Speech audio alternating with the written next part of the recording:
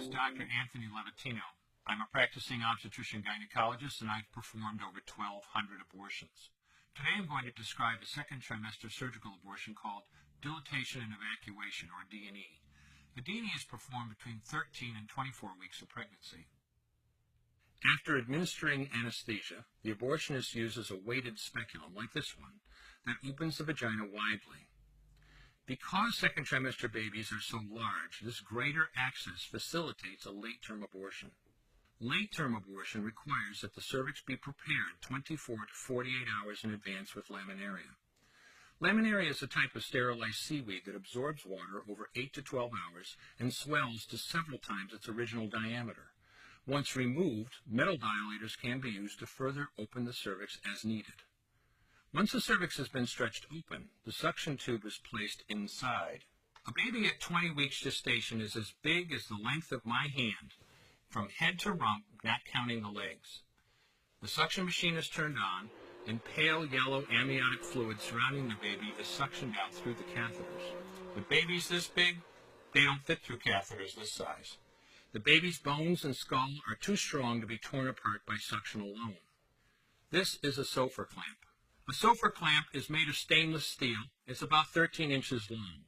The business end is about 2.5 inches long and a 1/2 inch wide, and there are rows of sharp teeth.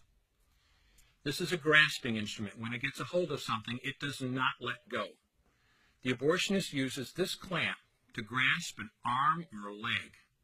Once he has a firm grip, the abortionist pulls hard in order to tear the limb from the baby's body. One by one, the rest of the limbs are removed, along with the intestines, the spine, and the heart and lungs. Usually the most difficult part of the procedure is extracting the baby's head, which is about the size of a large plum at 20 weeks. The head is grasped and crushed. The abortionist knows he has crushed the skull when a white substance comes out of the cervix. This was the baby's brains. The abortionist then removes skull pieces. He removes the placenta and any leftover parts of the baby with a curette, scraping the lining of the uterus for any remaining tissue.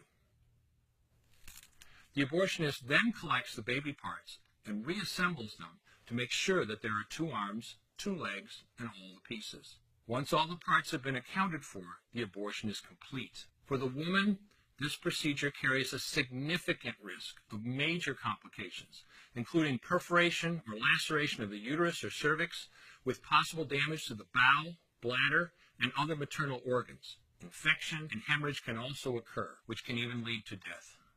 Future pregnancies are also at greater risk for loss or premature delivery due to abortion-related trauma and injury to the cervix. As I mentioned at the beginning, I'm Dr. Anthony Levatino, and in the early part of my career as an OBGYN, I performed over 1,200 abortions.